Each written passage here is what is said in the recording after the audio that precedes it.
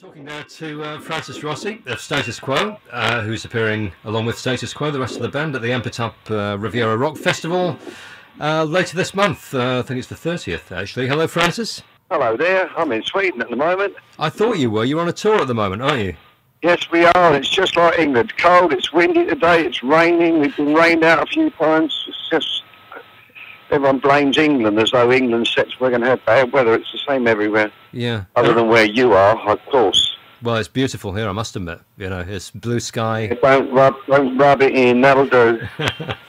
So this is part of a European tour, isn't it, that you're doing? I mean, this Antibes Rock Festival this month. Yes, once we start up, we kind of go through. We kind of become a little semi-pro. What we got in the summer, we tend to do little weekendy things, but we're out for 2 or 3 weeks now, and we finish middle or late August, I think. So is this the first time that you've played on the Riviera? I think so. Yeah, first time I played there, I think. Yeah, but then again, the 70s. You see, who knows what happened in the 70s? The lost decade. Yeah. Well, people talk about the 60s, but for us, really, I think it was the 70s. Well, I've got to say that... So I can't even be sure it was the 70s that I forgot, but it's the whole sections of life. So having been around since, we've got to admit it, 1967, I think, wasn't it? You know, how do you... as Status Quo, yes. Yeah, Status Quo. I mean, that's just a heck of a long time, isn't it? How... do you keep touring and keep it fresh and keep it going all the time? It's just incredible, really. There are not many people who can do that. I don't know. I'm glad you said fresh. I'm not sure it's fresh or not. It's just what it is. I mean, and we're very much, everybody in show business, including yourself, I believe, we're insecure shows. We need to sort of put ourselves in a position in front of the public and let the public tell us we're wonderful. This is kind of sad, but it's what we do, and I don't know how to do much else. And I think I've been chasing a carrot on the end of a stick in front of my nose since I was about 13 or 14. Yeah. But the worry now is if I catch the carrot, then what happens? If you kind of achieve that goal, I think lots of people of my age are thinking, well, what happens if you reach that point? Yeah. So at the moment, you're always looking forward to a gig. I'm talking about a gig that's in a month's time, perhaps, or a few weeks' time. Everything's kind of about the future, so... yeah, it makes us insecure little shows feel a bit better. Yeah, sure, yeah. I mean, you've had for many decades really a loyal core of fans, which must mean a lot to you, really. It does, yes. We're extremely lucky too. In fact, I was just on the stage checking something, and I could see 3 British fans that have been. I saw somewhere a day off yesterday in some town we were in Sweden, and. Even they come to places like this, I find odd. 2 or 3 years ago, and we're going again to Australia. We do every 2 years, and that's the weirdest thing. You get on the plane and you think you go to the other side of the world, and as you come off the plane, there's a bunch of English fans who've got there before you, and I don't really understand that. And some people may have views and judgments about people who follow bands like that, but we're just lucky they do. Any of us bands that have dedicated followings, we're really, really lucky. Yeah. They keep you going. I was going to ask you about one specific song, actually. It's a song that we play on the air a lot, and the reason for that is that it's incredibly popular in the army now.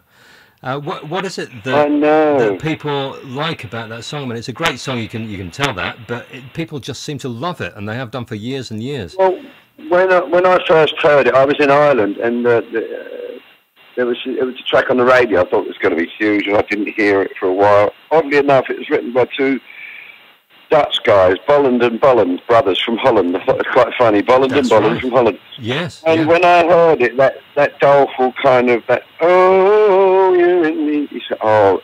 And I remember a kid at school when I was in secondary school. Whenever a guy got in trouble, he was sort of crying, and swear at the teachers and saying, "I'm going to join the army," And when I heard that, I really flashed back to him, and I wonder how many guys, out in the night with all their mates, we're going to join the army together, it's all going to be great, and then you wake up when you're in there. That must be something, people like me, such cowards, couldn't have dealt with stuff like that. And I thought it was going to be a huge hit or a complete nothing, and luckily it was a huge hit, and it still is in many places in the world. Yeah, I mean, it does seem to be, because we obviously have a large English audience, but also a French audience and an international audience, and it seems to be one of those songs that cuts across nationality. You know, I mean, do you find that there are certain songs that do that? That when you play them live, that appeal internationally?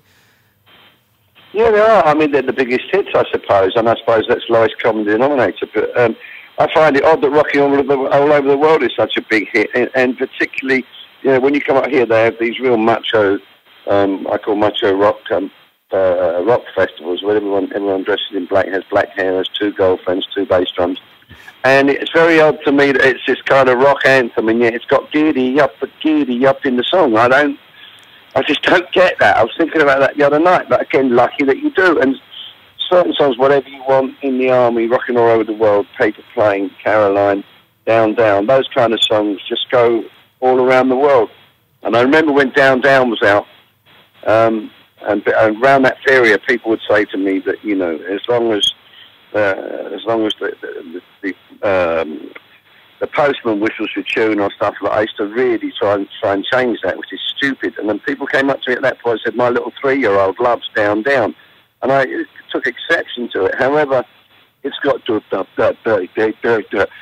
got that in it. And people, for some reason, I remember when Tyrannosaurus Rex, when he had that out, and he had Dabba and Dabba, it was lovely. That's what pop music is about. Some people want to intellectualise about it and become elitist about it. I'm afraid it's a bit more simple than that. Yeah, and is that connected with the band's longevity? I mean, that's like you say, that's what it's all about. You know, these popular tunes. Yeah, I suppose we could say that, but one of the great and worst things about this business is there are certain rules, if you like, that you can and can't do, but something comes along and breaks them, and that's one of them. You know, I remember when we were really young, if a guy in a band or a singer was gay, he didn't have a chance. It's always hidden. It's not a problem anymore. There can be heartthrobs, or you can be caught in the bathroom somewhere with a policeman, and you think that's a career threat. No, that's okay. Or you cannot be over a certain age and break as a band, whereas Elbow did.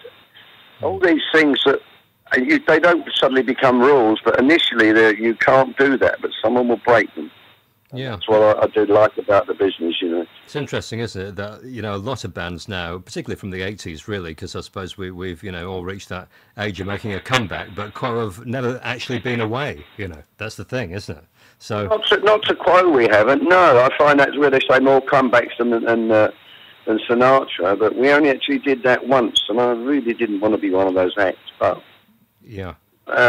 And again, we were taught when we were young that whatever the press or people say about you, whether it's 3-chord wonders, whether it's more comebacks than Sinatra, then you know who we are, don't you? And that's really all you hope for in this capitalist world that we live in.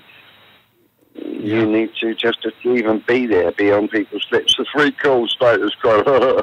Good, you know who we are, then. Yeah. Yeah. So just one other question, really. I was wondering about Quid Pro Quo was released about a year ago, wasn't it? What about the future? Is there another one sort of in the works? Well, I didn't think, each time we make an album, I think, well, surely that must be it. We won't be doing it anymore, or nobody will want to release them and so on. But we did a movie very recently going to be called Bulla Quo. We made it in Fiji, and Bulla, in Fiji, everyone says Bulla all the time, Bulla, Bulla, it's kind of hello. It's like when the Spanish go hola, but they say Bulla. And it was something that was talked about 8 years ago, and it was one of those things I hoped would go away. It came back. We've done the movie. It's kind of spoof comedy thing. And again, there's more as we've got more and more interested in the fact the film may actually come out and so on. There's a soundtrack to it, and the tracks that we've written for it are really quite good, better than I thought they would be. So there will be an album sometime next year to coincide with that movie. Good. Quid Pro Quo has been the best received album we've had for a long time. Yes, yeah. So that's good. Great. All right, well, we'll let you go and get on with your tour. Thank you very much, Francis. It's been a pleasure to talk to you.